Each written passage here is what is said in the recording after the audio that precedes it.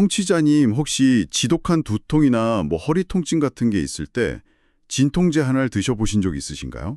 아마 현대인이라면 누구나 한 번쯤은 경험해 보셨을 겁니다. 아까 하던 얘기로 돌아가서 우리가 보통 약을 꿀꺽 삼키고 한두 시간 뒤에 통증이 마법처럼 싹 사라지면 보통 안도하잖아요.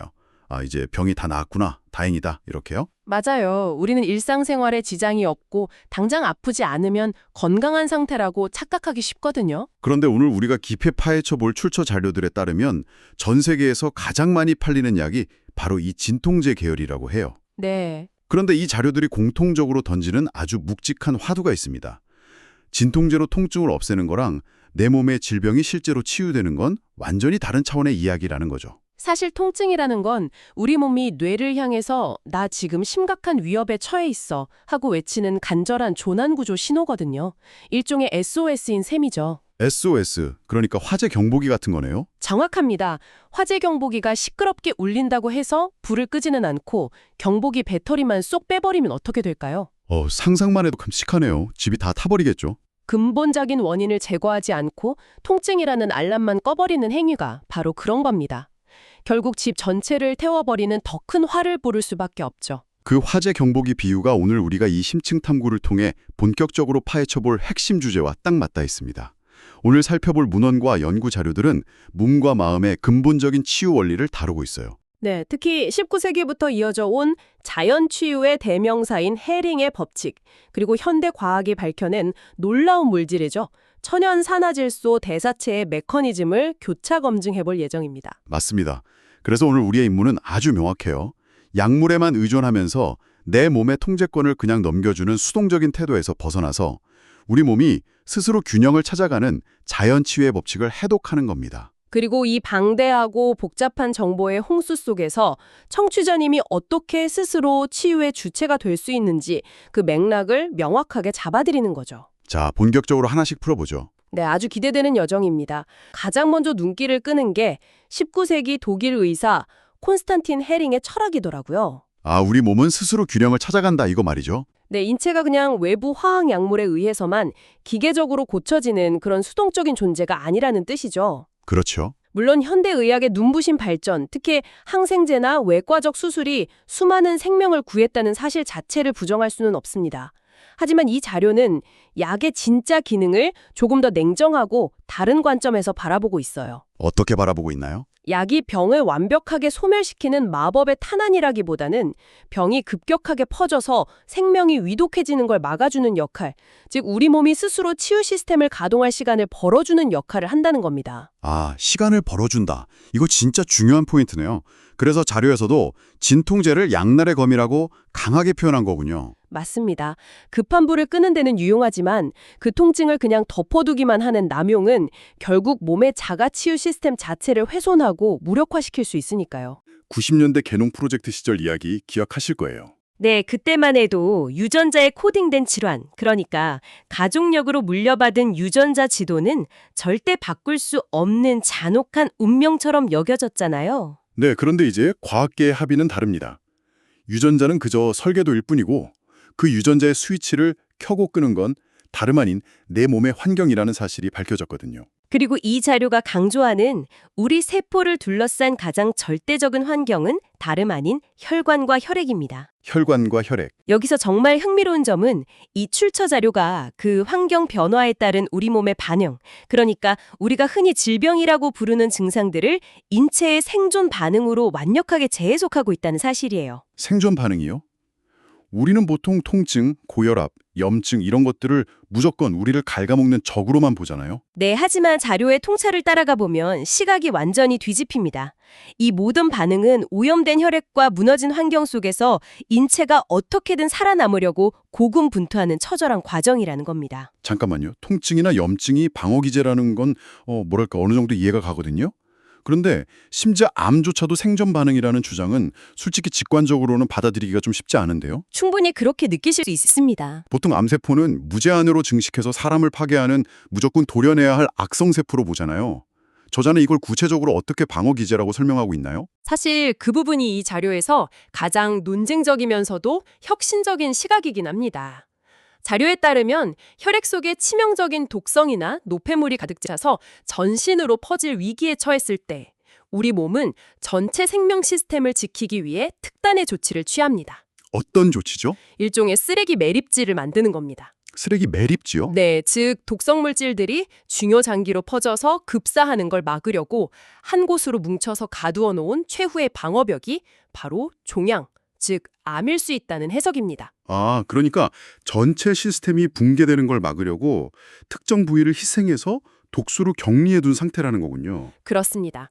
결국 인체의 최대 목표는 생명 유지, 즉 가역적 균형과 소통이거든요. 질병이란 결국 이 균형이 깨지고 혈액이라는 환경이 오염되면서 세포 간의 소통이 막힌 상태일 뿐이라는 거네요. 맞아요. 그래서 내 몸을 지키려면 눈앞에 나타난 병증 자체를 두려워하고 억누르는데 급급할 게 아니라 내 몸이 대체 왜 이런 극단적인 생존 반응을 선택할 수밖에 없었는지 그 밑바탕의 맥락을 이해해야 한다는 겁니다. 혈액 환경을 개선하는 데 집중해야 한다는 결론이 자연스럽게 나오네요. 훌륭한 정리입니다. 우리 몸이 생존을 위해서 그렇게 치열하고 전략적으로 싸우고 있다면 치유가 일어나는 과정에도 어떤 명확한 규칙이나 패턴이 있지 않을까요? 네, 거기서 아까 도입부에서 잠깐 언급했던 콘스탄틴 헤링의 철학이 다시 등장합니다. 소위 헤링의 법칙에 따르면 병이 나을 때 우리 몸은 철저하게 생존의 우선순위를 따르는 방향성을 가진다고 해요. 방향성, 이게 크게 세 가지로 나뉜다고 자료에 나와 있더라고요. 첫 번째 법칙이 바로 시간의 역순입니다. 그러니까 치유는 가장 최근에 생긴 병부터 시작해서 점차 에너지를 모아 가장 오래된 과거의 병으로 거슬러 올라가며 진행된다는 뜻이죠.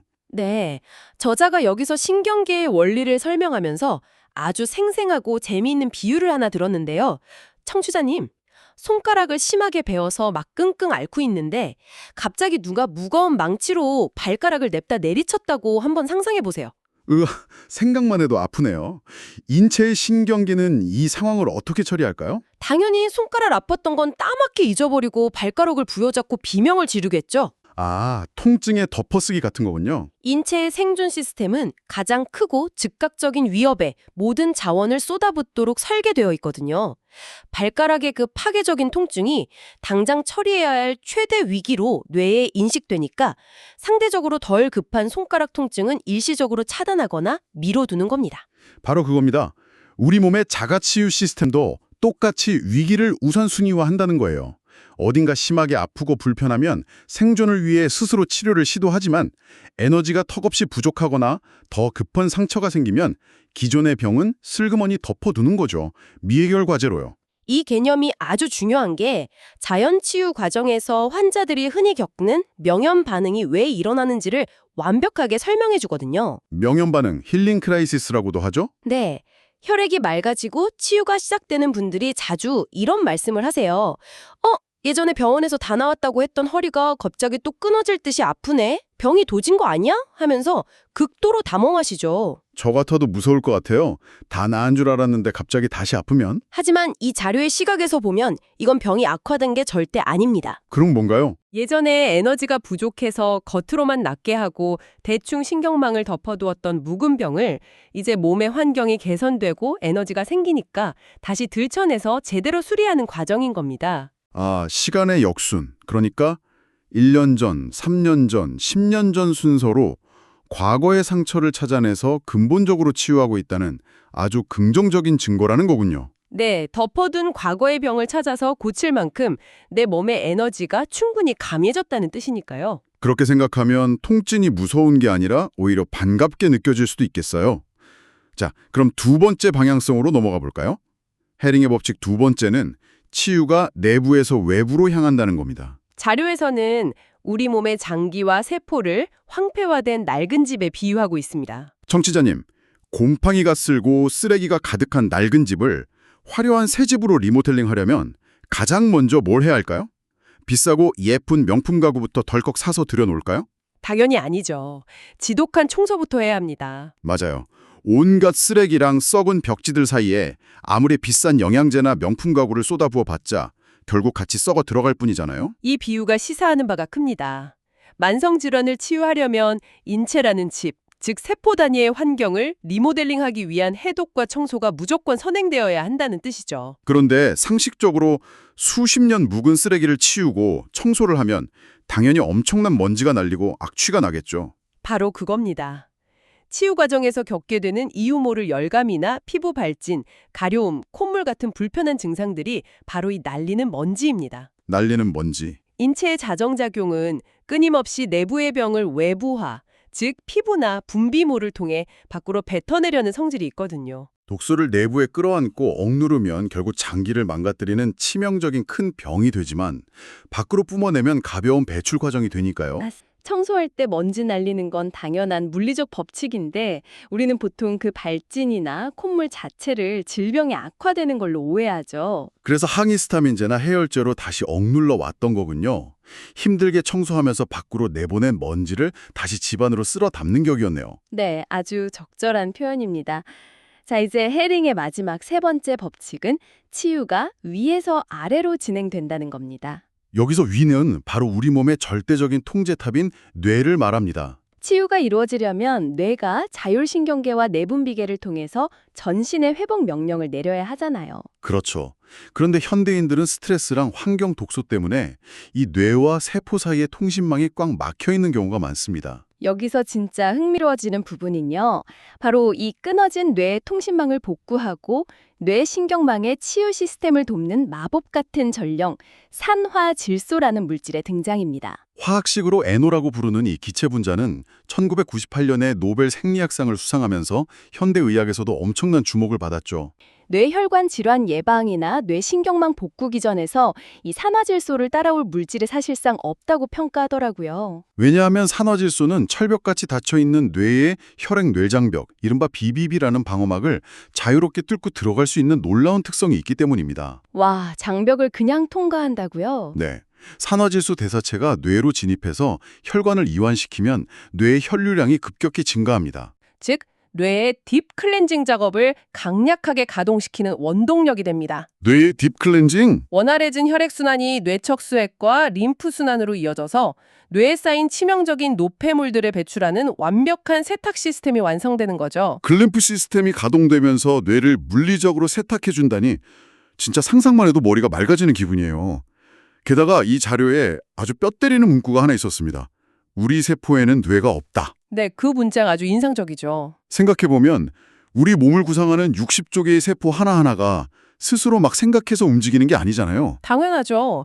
세포들은 철저하게 뇌나 다른 기관에서 혈액을 타고 내려오는 화학적 신호에 의해서만 분열하고 생존합니다. 위에서 명령 실시 하면 무조건 따르는 군대처럼요. 정확한 이해입니다. 세포는 내외부의 신호가 정확하고 충분해야만 올바른 명령을 받고 제 기능을 다할 수 있어요. 만약에 노화나 스트레스 때문에 산화질소 생성이 확 줄어들거나 소통 신호에 오류가 생기면 어떻게 되나요? 그러면 세포는 염증을 일으켜라 혹은 비정상적으로 증식해라와 같은 잘못된 명령을 수행하게 됩니다. 그 결과가 바로 우리가 아는 질병이죠. 그래서 고장난 신호 전달 체계를 교정하고 뇌와 세포 간의 네트워크를 정상화하는 게 필수적이군요. 그리고 산화질소가 바로 그 핵심 메신저 역할을 하는 겁니다. 산화질소의 궁극적인 목표는 한쪽으로 무너진 몸의 상태를 원래대로 되돌리는 가역적 균형, 즉 항상성 조절을 완결짓는 거니까요. 그런데 청취자님, 제가 이 자료들을 분석하면서 개인적으로 가장 소름 돋았던 부분이 하나 있습니다. 어떤 부분이죠? 바로 이 산화질소 대사체의 타겟팅 능력입니다. 몸에 들어간 대소체가 혈관을 타고 쫙 돌다가 수많은 장기와 세포들 중에서 어디를 제일 먼저 찾아가는지 아시나요? 굉장히 흥미로운 지점이죠. 마치 최첨단 유도 미사일처럼 우리 몸에서 가장 생존에 위협이 되는 아픈 곳부터 귀신같이 찾아가서 작동한다고 합니다. 도대체 그냥 분자 덩어리인 대사체가 어떻게 이런 지능적인 움직임을 보이는 걸까요? 그 이면에는 매우 정교하고 아름다운 화학적 메커니즘이 숨겨져 있습니다. 우리가 섭취하는 산화질소 대사체는 피 속을 돌아다닐 때는 일단 비활성 상태를 유지합니다. 네. 그러다가 특정한 환경 조건에서만 활성 산화질소로 짠 하고 전환되는 성질을 가지고 있죠. 그 특정한 조건이 뭔가요? 바로 산소가 부족하고 산성을 띠는 환경입니다. 자, 논리적으로 생각해 보십시오. 우리 몸에서 손상된 세포가 썩어가고 염증이 가득한 오염된 부위의 환경이 어떨까요? 혈류가 막혀 있으니까 당연히 산소가 부족할 테고 무산소 대사 때문에 젖산이 쌓여서 극심한 산성을 띠고 있겠네요. 맞습니다.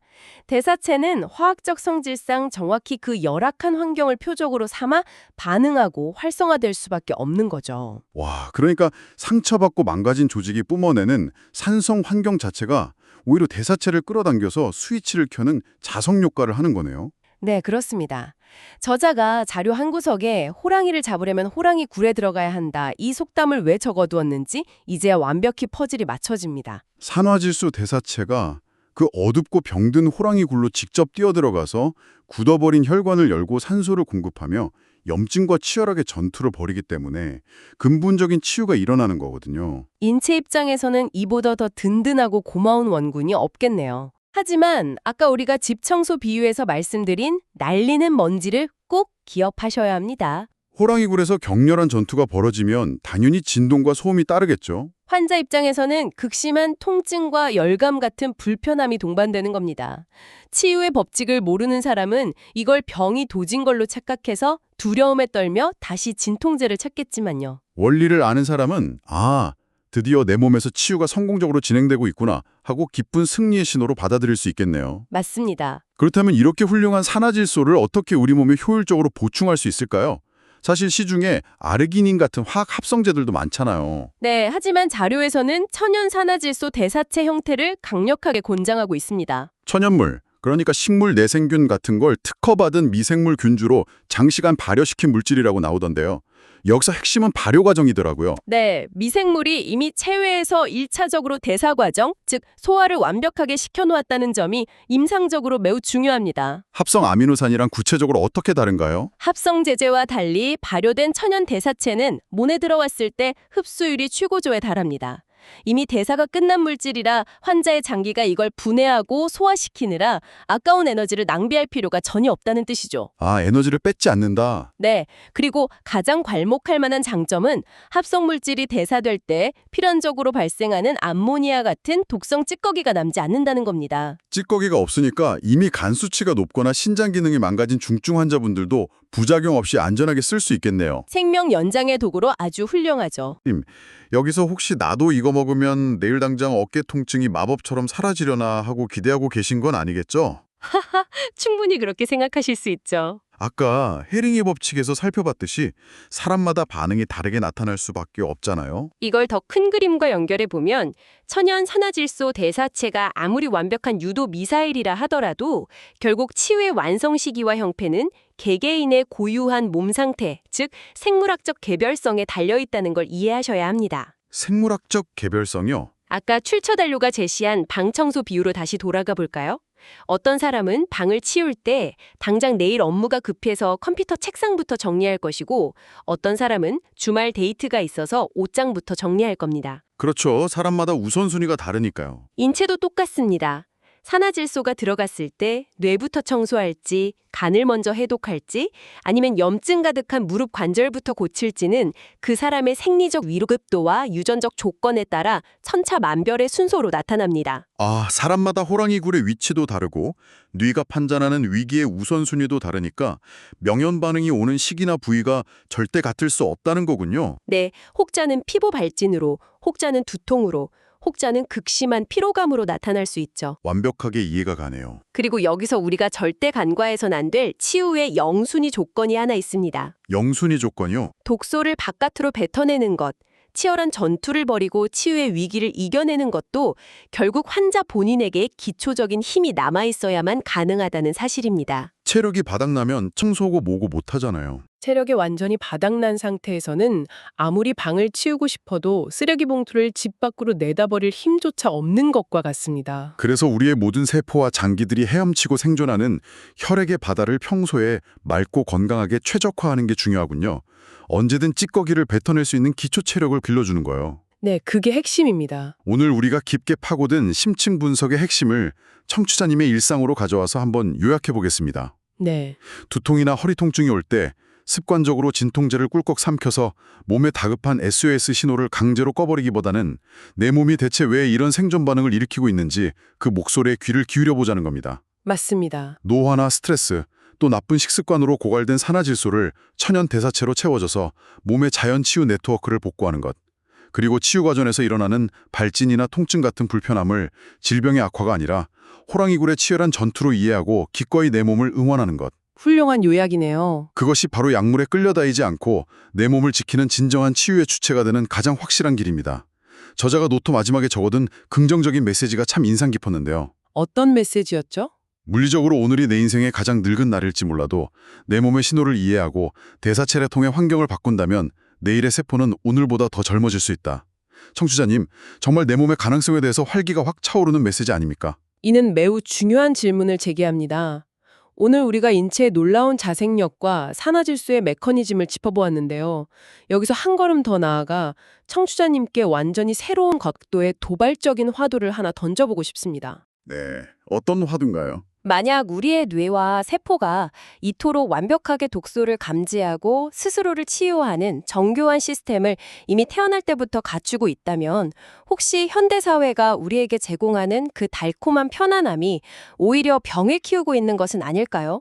편안함이 병을 키운다? 조금만 더워도 온도를 딱 맞춰주는 에어컨, 씹기 편하고 소화하기 쉬운 가공식품들, 그리고 아주 작은 통증조차 10분 만에 없애주는 마법 같은 진통제들 말이죠. 우리가 매일 누리고 있는 것들이네요. 이 모든 현대적 편의들이 역설적으로 우리 몸이 스스로 염증과 싸우고 한계를 극복하며 생존 스위치를 켤 기회 자체를 원천적으로 박탈하고 있는 건 아닐까요? 와, 청취자님의 오늘 하루는 내 몸 깊은 곳에 자생력을 일깨우는 하루였습니까?